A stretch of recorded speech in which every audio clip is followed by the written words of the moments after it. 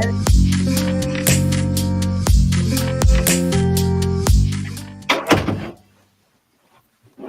Okay. We're back. What's up, everybody? We're here, road to Global Entrepreneurship Week. I'm really excited because today we have Dr. Marta Soligo from UNLV. Hi. Director of Tourism. Marta, thanks so much for joining us. Absolutely. I'm very happy. Yeah, awesome. So, what in your own words, why don't you tell us a little bit about the work that you do here in the community and how that ties back into entrepreneurship?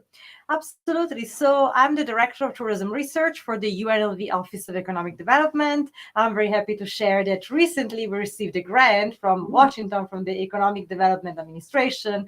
And so the goal of this project is to understand how can we diversify Southern Nevada tourism economy and its beneficiaries. And we are working on three kinds of tourism. Medical tourism, because apparently there are some people who come to Southern Nevada to undertake some kind of treatment.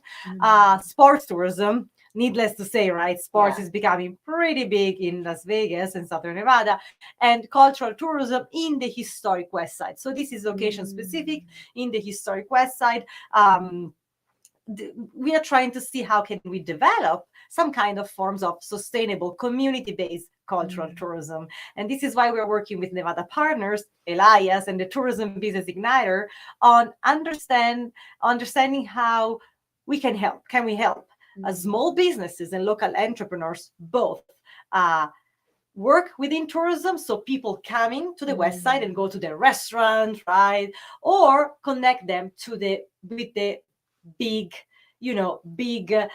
resorts on the strip and in downtown. So create this kind of business, but the beating heart has to be, the small businesses in the West Side. I love that. And so what have you identified so far as being maybe some of those pieces to bring all of that together? So the most important thing is to, of course, working with people like Elias who are very, very prepared and can help us a lot with that. They're very familiar. For example, I'm a researcher. I'm a sociologist. I'm not that familiar with small business development. But what I found from my research, that I always said, what is important is to create a sense of community. So what is important is to have these businesses that can be same kind of businesses like restaurants collaborating, but also why not? Why can't you have a restaurant collaborating with a drone company to take some videos or whatever, right? So creating those connections among businesses, it's going to be what make them strong. Yeah, I love that. It's so exciting. Yeah, I'm really grateful to be working with you and the other folks at UNLV. Y'all just bring a high level of research and knowledge to the work we get to do. Going back to the EDA grant, right? So diversifying the beneficiaries of tourism. I feel like we understand it because we see live in it all the time, like what that really means.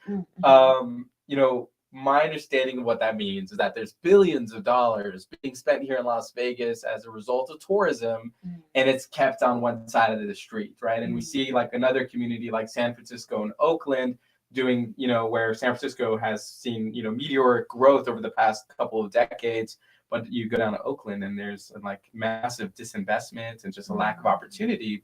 And so it's, can you talk about that theme from a researcher's perspective of cities benefiting from billions of dollars, but then failing to, take care of their residents? Exactly. That's one of the point now, right? Because the risk is that, of course, everyone wants money. It's very easy to say, oh, I'm a destination. And increasingly, especially after COVID, I'm almost seeing that tourism is always almost thought as a medicine. Let's just invest in tourism. Tourists are going to come. Money is going to come. We're going to be great. What about the residents? What about the communities, right? What about the risk for gentrification and displacement? This is why I think it's very interesting and important constantly to think about the role of communities. How can we help community be more resilient? And here I'm giving you a very interesting data that I probably, Elias, you're going to like. The majority of businesses in tourism are small businesses, according to the United Nations World Tourism Organization. Oh, wow. Cool. And let's think that tourism is 10% of the world GDP. Wow. So we are dealing with a 10% of the world GDP, which is for the majority composed of small businesses. So incredible opportunities out there, Yeah. but you need to have, again, resilient communities and healthy communities, right? So we often talk about dollar circulation within the West Side. How can we, help with that? So yes, so I really think that it's important to think that tourism is made of two subjects, which are the tourists, of course, the so-called host-guest relationship. The guest, the tourist, but also the host community. Yeah. And so what do you find either has been working or maybe hasn't been working as far as those smaller businesses, because they do make up such that larger percentage of the tourism? How do they really kind of get plugged in more? Or because, is there awareness or is there a lack of awareness around that? So I'm very lucky. I'm working with Clayton White, who is the director of the Oral History Center at the library at UNLV, and we're conducting interviews. So today I was again in an interview with community members, because we really wanted this program, this tourism business igniter that we are working on, we want it to be informed by the voices of the people of the community. So what we are finding, and that unfortunately we keep hearing, is that sometimes the money is there, so there are grants, but there's the lack of communication, a sort of disconnect, and sometimes businesses don't even know not even how to apply, but there's this opportunity, right? So it's important communication, transparency, and again collaboration, because if you have businesses collaborating, you really can see that like, again, it's interesting to see, even if in the we are in the era of AI and technology, but several people say word of mouth is so important in the West Side. So start communicating with the businesses, I think, is the best solution. Yeah. And I mean, and again, I think, and we've said that many times today, where this is the power behind getting involved with Global Entrepreneurship Week, is it's having these conversations like we are having right now, and having people such as yourself coming into a space to where we can bring the small business owners in to say, hey, did you know about this? Yes. Oh, you probably didn't. Great. Yes. Hear about it and see how it can impact you. Because another conversation we had earlier today, it was around the funding that was needing, and there was just that lack there, that for a lot of small business owners or a lot of startups, they're really needing that funding to keep going, and how the economic space here is just evolving. And so I think that's where all of this is so great to be able to come together. And so we can have people like you just saying, hey, we have this thing, did you know? Okay, here's how you can get involved. And so what would be maybe like one of the first steps in order for a business to maybe get involved and see what's possible or what's available to them?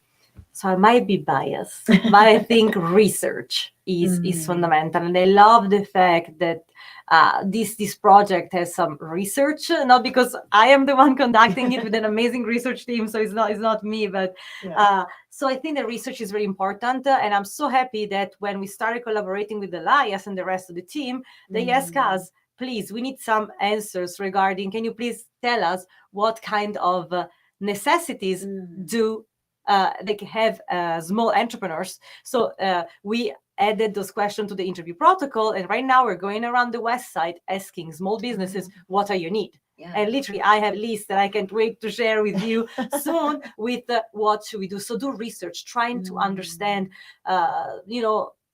and make people aware, create a network, have communication. And because, as you say, is right. I mean, when I ask small businesses, what do you need? The answer is often money. Money in two ways. Money like direct access to capital, like we need capital, or we need to be educated on how to find money. Grants application are often perceived as hard. So we need help with being, helped on how can we apply and just find grants. Yeah, going, could you just tell folks like how they can apply to the Business Igniter? Absolutely. So they have to go to the website of Nevada Partners, right? And then Elias, help me. Yeah, sorry, I asked you the question, but I'm the one that's more doing the outreach for it. I usually do on the go. I go on the website and I show them. Yeah. Just go to the nbpartners.org, click the entrepreneurship tab, or you can go to nbpartners.org/TBI and submit an application and put you in the queue, which would be excellent. But I kind of want to go back to the tourism piece, if that's okay. Why are you passionate about tourism? I mean, did it impact like the community that you grew up in? Like, is there a story there that you can share? Absolutely. I'm Italian, as you probably understood. I'm Italian, born and raised in Italy in a small town close to Milan. When I was 5, my dad moved to Padua, which is close to Venice, and then he started working in Venice. So I was going every weekend to the Venice area. We were going around to museums, to the coast. So tourism has always been part of my DNA, traveling.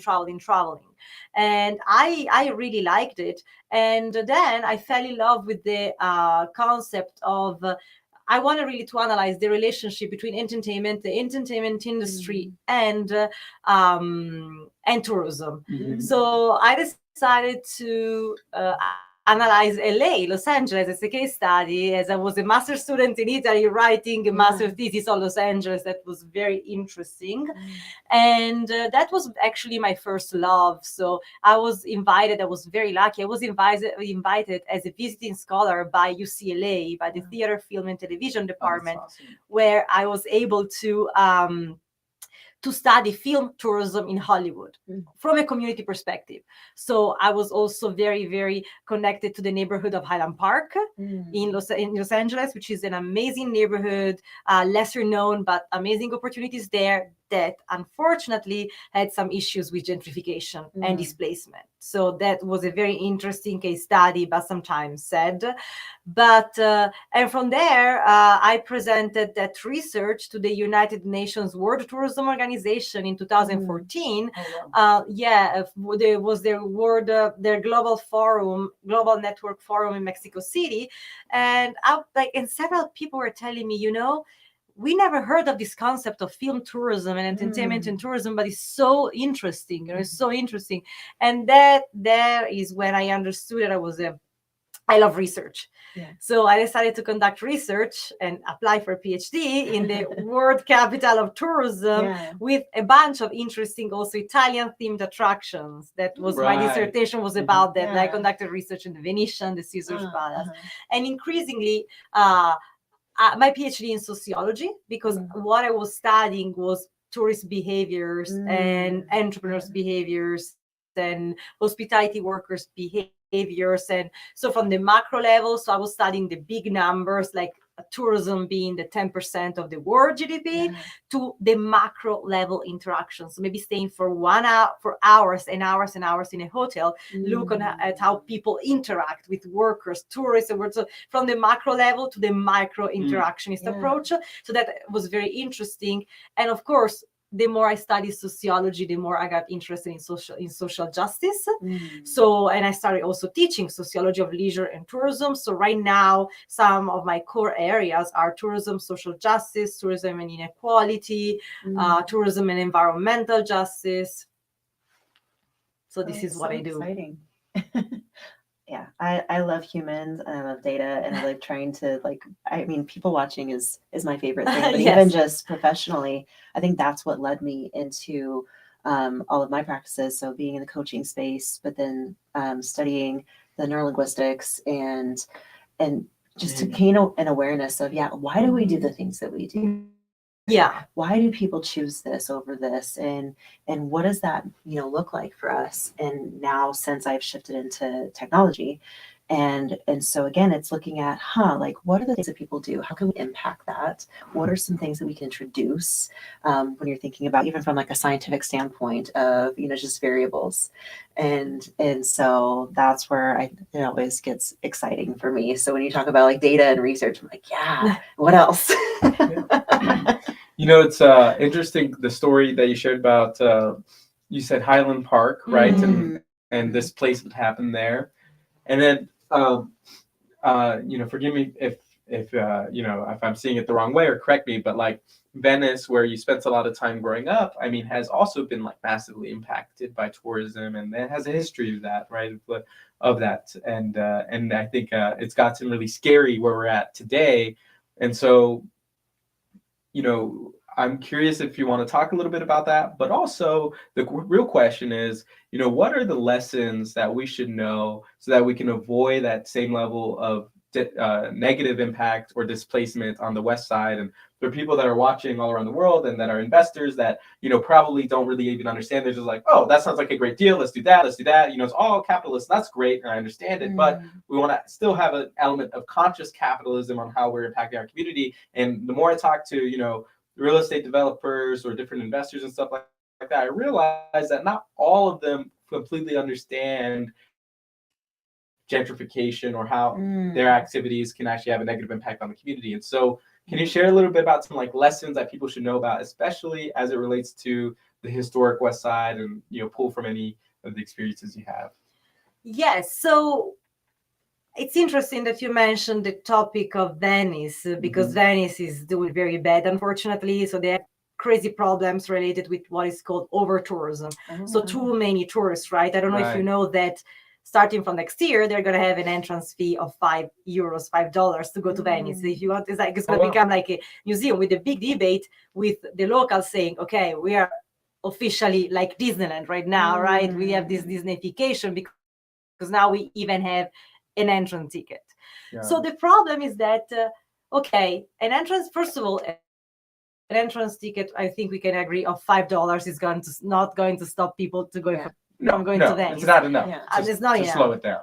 The other thing that I wanted to say is that, though, this is what I called, and doesn't work, what I call Band-Aid solution. So it's putting a series of little, Band-Aid that might work for 6 months, even though we already know that it's not going to work that well. And the expenses for that $5 ticket, the investment is higher than the money they will get, the return on investment. They already estimated that.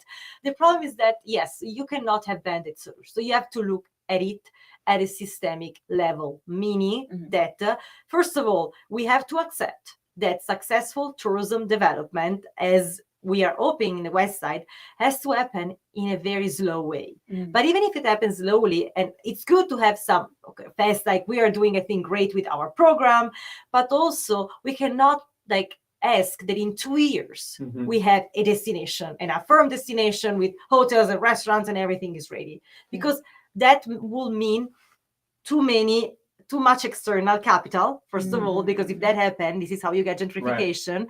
So let's accept that it's going to be a little bit slower, but it's going to be what I like to call bottom up. So there are two kinds of strategies in tourism. The bottom up that comes from the community, slowly, small restaurants, small businesses getting together, a little bit slower, or the famous top down, which means people from outside bringing money or whatever infrastructure from outside. And that can be a little bit dangerous, because they're telling the community what to do. We know that usually is a little bit too utopic to say, oh, let's just do bottom-up strategies, because sometimes the community doesn't have the resources. So what can we do? How can the community apply for grants, for example, to get public money that looks less gentrifying when it comes to the public? Or how can we find, we spoke a lot about it, private investors who are interested in investing in the West Side, but not taking everything from them, but keeping the dollar circulation in the West Side? Can we talk with politicians and ask if we can put in place some policies that can enhance local businesses over big chains, for example, concerning restaurants, right? Can we find some kind of policies in that case? So so it will be important. Also, again, every time I conduct research, I find that if the community is not happy, it's gonna come up at some point. I see my little town where I'm from, is a little jewel in the pre-Alps, close to the Alps, the mountains, close to Milan. It's beautiful, but we wanted tourism so bad that we finally got it. We got a airport that right now is a big European hub, 5 minutes from my parents' house, 10 minutes. Oh, wow. Oh, gosh. And it was great Yeah. But I remember, so the same people who were crying 20 years ago saying we don't have any tourists, we are so beautiful, my town is beautiful, is like has like Venetian walls surrounding it, is on top of the hill, as like is beautiful. So the same people who were crying 20 years ago, we don't have any tourists, we are so beautiful, how is it possible? Today are the same people who are like, they cannot even open the door of their houses because they cannot physically, like I had a friend writing on Facebook, he could one Sunday, he could not physically leave his house because for for the crowd outside of his, because we have tiny streets, right, in Italy. So it's what's happening though, which is a crazily big risk, and Venice is almost that. They are saying the risk for what I call becoming a ghost town, because of course what's happening, everyone is leaving and their houses become Airbnb. So the risk is that though is a tourist city, meaning that there is no resident. So I know that they have this problem in my small town, as in Venice, that bunch of people are leaving the historic part, also because just buying bread and coffee is extremely expensive because it's tourist prices. Yeah, that makes sense. And so I think that also gets into a conversation around like regulations. And so like for here in the state of Nevada, we're the second most regulated state. And so, but I know like now there are some new departments that have launched because of that, because it's like there's that good and the bad, right? On regulatory policies of there is some good, like we have a lot that are coming up around AI. And so then that's a conversation around, okay, yeah, there's a lot of good there because you have to have some kind of standard, some kind of framework to go off of.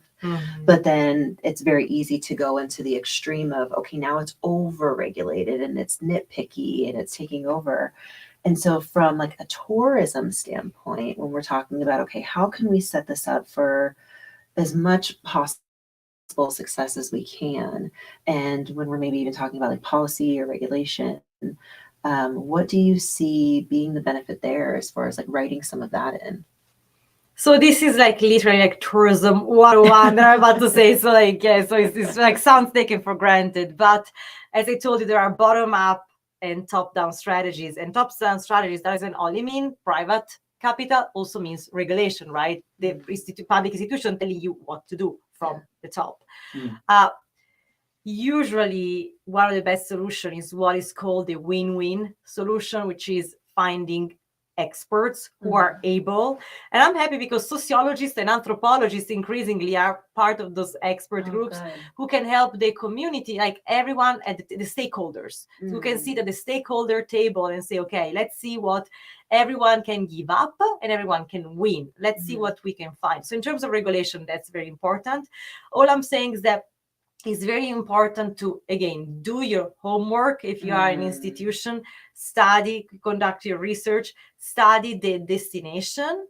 Because, for example, sometimes what works for a city doesn't work for the other, even if it is the same state, for example, right? So it's important that policies are done with the community, right? Like mirrors the need of the community. How can you know that? You have to sit with the community, you have to talk with them, you have to understand their needs and their opinions, even if they are fragmented, which sometimes is an issue.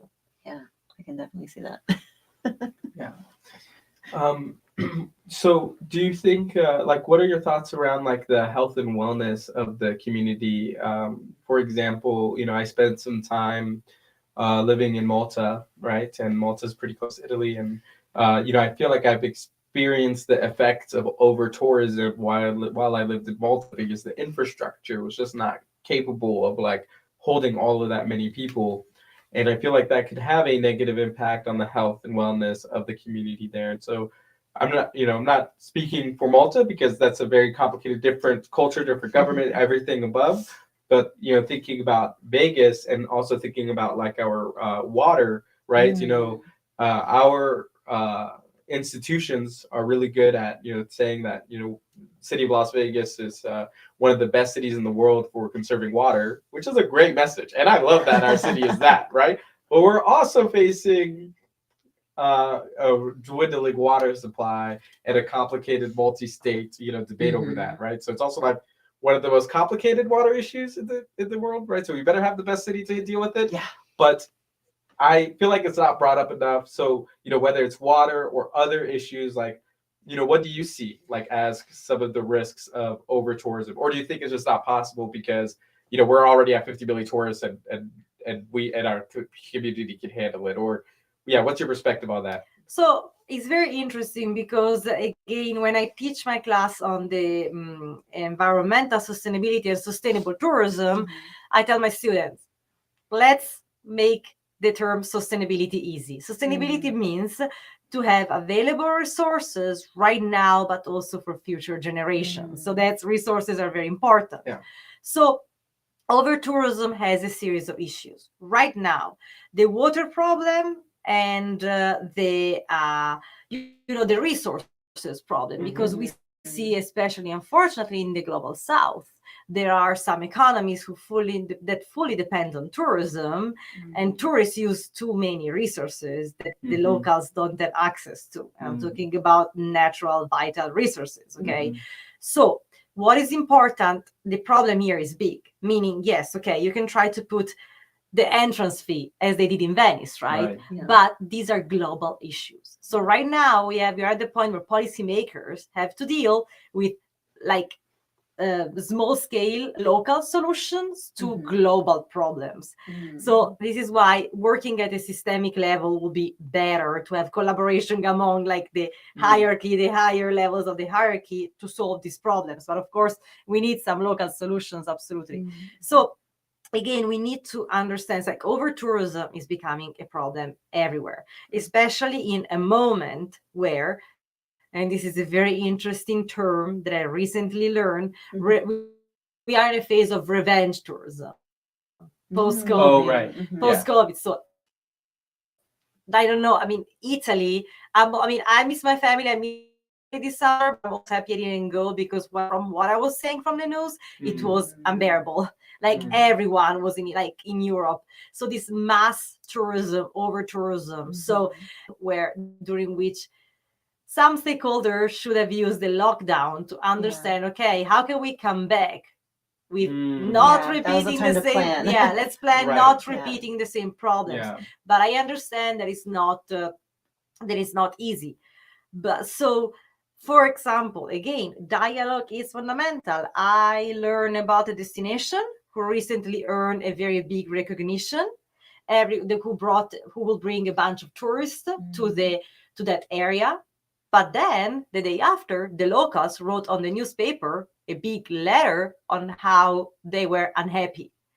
And to get that recognition, the city had to go through years-long application. So what happened in those years, right? Why the citizens, why the locals write a letter the day after the inauguration party, right, of that recognition?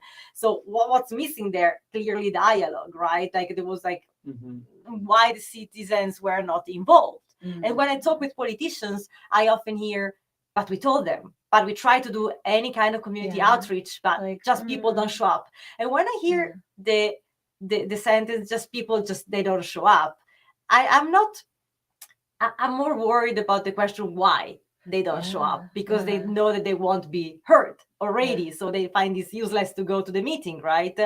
Or there is why even if they knew there was a meeting, they didn't come, or why your outreach didn't work, right? So understanding the why is very important. So, but going back to the sustainability of the over tourism, I just mentioned the data, right? 10% of the world GDP. It means that if tourism doesn't behave in the right way, in a sustainable way, I mean, where are we gonna go in the next few years? It's very important. But the tricky part here is that, again, what I'm saying is that they have to find local solutions to global problems, which is not easy. So know the community, see the needs that they have. So we know that in southern Nevada, there is a water issue. Okay, what can we do? Right. What I know that some stakeholders are very active, like Lake Mead is very active in that sense.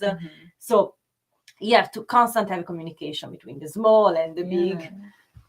And even to that point too, I mean, because again, when you have these politicians or these policymakers and they're saying, well, we tried, oh, well, we did it. Oh, we did this. And so, I mean, going back to even just like basic business, it's a value proposition, right? And if somebody doesn't see value, then they're not going to listen, they're going to engage. And so what, from your perspective, would be that like that value add or that value proposition to get people, to get business owners to want to be involved and to see like what is in it for them? Why would they want to be? Why is it important that they're in these conversations so that their voice can be heard? And then on the flip side, what is it that we can maybe suggest to the policymakers and the legislative bodies of saying, hey, this is what they're saying, this is what the feedback is, and that's how we can bridge the gap? So there are endless answers to that because it's a very interesting topic. I just tell you something that I recently learned. So as I told you, there is just one thing that I think they should really do, which is do your homework. Yeah. Study your community. So how do you do your homeworks? As I said, research. You have to do research. So again, I'm involved in projects in Italy, all over the world. And what I'm finding is that everyone is doing research. Literally everyone. You talk with any person in any institution, oh, but we did focus groups, we did surveys. And then as a researcher myself, and that's my job, I look at the survey, I look at the focus group. And I mean, it's not enough to send someone and ask some questions and collect data. I'm biased again, but what I'm finding is that if everyone would hire professional researchers, for example, or university, for example, we are finding extreme value in the fact that I think people trust us in the West Side because we are a university and we are objective. You know, we are not politicized. We don't have any ideology that we don't want to you know, lead the data go somewhere. We're just here to collect and listen, and it's anonymous, the interview. So whatever you say, you feel free. So, and I think we are able to target the right questions and the right answers, but because we have a background in research. So we kind of understand what is the problem and we try to give the answers. Sometimes I see people that, and I understand that hiring not only universities, but like experts, researchers is not that easy, meaning that it's money, requires funds. So public investments will be great in that sense too, right? But do your homework, know your community, and don't just try to send researchers to do the homeworks and use what we call in research gatekeepers, right? Like people who can help you with the community, be familiar with it, because it's very easy to say, oh, the community doesn't listen, or, you know, to be detached from the community. Like I come from a country, Italy, where, and unfortunately, increasingly, I'm seeing that in the US too, which is sad, because when I came to the US, I saw like that people were very passionate about politics. And as a sociologist right now, I'm seeing that people are a little bit more detached and almost feel hopeless sometimes when it comes politics in the US. But I come from a country, Italy, where like there is a super strong disconnect between the people and the politics. Like we vote because we have to vote, but you know what I mean? Like I never met a person who was really passionate. Oh, I voted because I believed in that ideology. So, and that to me is like so bad. You know, people lose trust, and the trust is in the same people. The same people who do the tourism planning or whatever kind of planning are the people that you vote for, right? So that disconnect is very bad. Like this increased disconnect between institution and the people. Yeah, I heard at our property owners town hall that we hosted last Saturday from residents that complained about that specific issue of politicians not, you know, doing what is in the perceived best interest of the community residents, and so that will probably always continue to be an issue. It's probably part of the reality, and there's definitely a lot of truth to it, though. So I'm not dismissing it, but I do want to take it a different direction. Flip the over tourism on its head for a second, right? We do have 50 million tourists that come to Las Vegas. You know, we're capital of the world for fun, sports, and also conferences, right? And so we had this great B2B opportunity. And so what can you share in terms of like both advice to business owners here in Las Vegas to take advantage of this tourism economy that we have, and also, you know, in that same like breath, share why our counterparts and entrepreneurs from all around the world should be looking at Las Vegas as a place to do and build business? Well, the key word is diversification. Las Vegas is diversifying. Yeah. And sometimes I heard, so COVID told us that depending on one single economy is not that great, right? So it's very important to diversify outside of tourism, right? Outside of hospitality, outside of gambling. I totally understand it. But I also disagree with those people who say we always only have to diversify outside of tourism.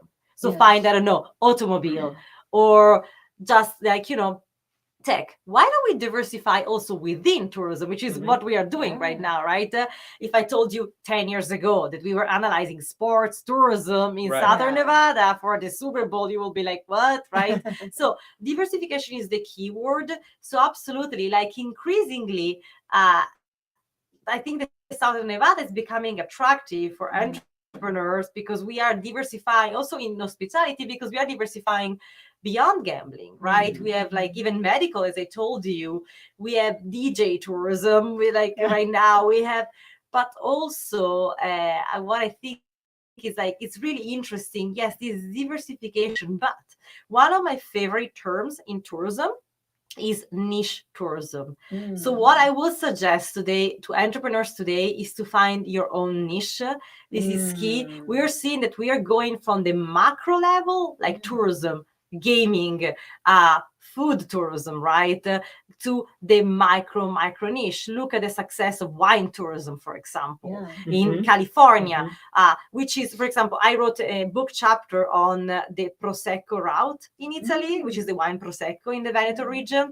And you see how this in the macro niche is rural tourism or ecotourism or food tourism, right? And the micro niche is wine tourism. And this kind of tourism is also a good tool for over tourism, which means that you attract a smaller niche, but more quality over quantity. So not that many difference in terms of money that tourists spend, because they are less tourists, but able to spend more money, and is more sustainable because it moves small numbers of tourism to other areas of, for example, the West Side could become a niche tourism destination, quality over quantity. That would be great. But also find your own niche. I'm seeing like entrepreneurs doing amazing things, and right now, so I would love for the entrepreneurs listening to this, everything can become a tourism attraction, everything. So another one of my main areas, you'll find this very creepy. I study a lot dark tourism and tourism, especially in cemeteries. So I wrote my first paper, what I was doing in Los Angeles, I was studying tourism in the cemetery of the stars. I spent hours in front of Michael Jackson burial site, Marilyn Monroe burial site. So I understand why tourists or tourism in the houses of serial killer is becoming big, right? So everything can become a tourist attraction. So if you find your own niche, I'm seeing like entrepreneurs coming up with like crazy tours of that you will never think, and they're super cool. Say, I didn't think about it, right? So tours of some kind of niche tourism, or creating this connection between, and again, I'm finding that categories are blending, as we know right now. So you don't only have to be an expert in AI or an expert in tourism. Why don't you blend the two, right? So we are in the moment of category overlap. So I think that's very good. I think that's a very good, so find your niche, I think, is the main suggestion I will say, and think that everything can be a tourism attraction. That's so fun. And I mean, again, I think that's the fun part about just entrepreneurialism in general is, again, just hearing something like that. I know that sparked my mind to go in a million ways, and I'm sure somebody else watching this, they're like, oh, this and this and this, and so I do think that could really be that key of, instead of just going in that macro kind of vision, it's really looking at, okay, but what is this area or this sector of this city, this town, this region, what are they known for? What comes out of there? What do they do really well, or what's possible? And really focusing on that. And then again, you're not just getting all of this spillover, I guess. It's being able to pinpoint more and drive more specific things. And then when we're talking about just the local economies in each space, the businesses that are possible to thrive or to grow or to start, it does help to have those Yeah. pieces of, ooh, if I want to do this,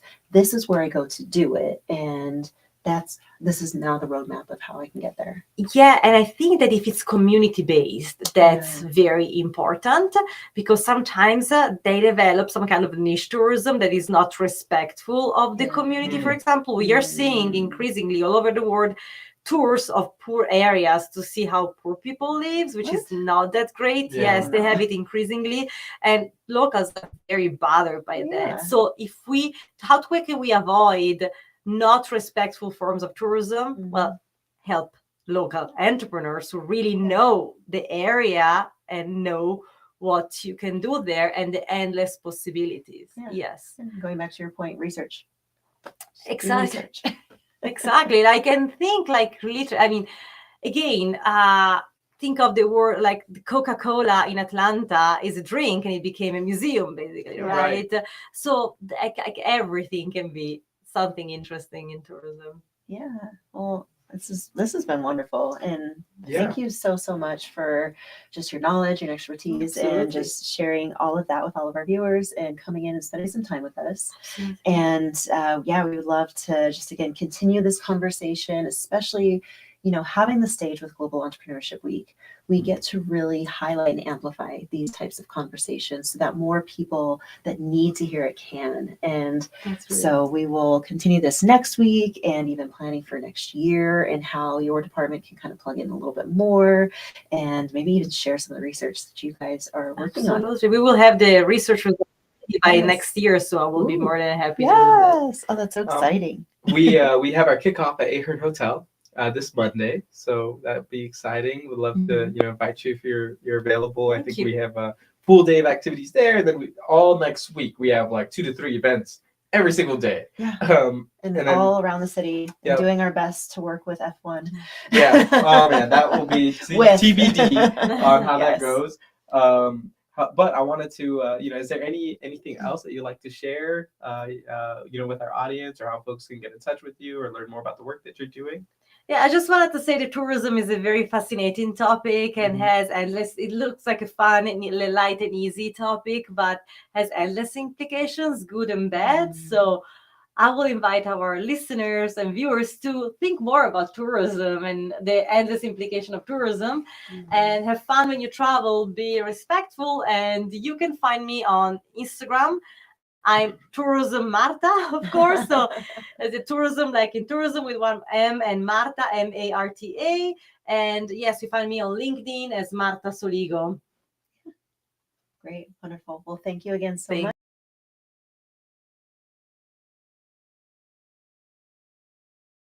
I think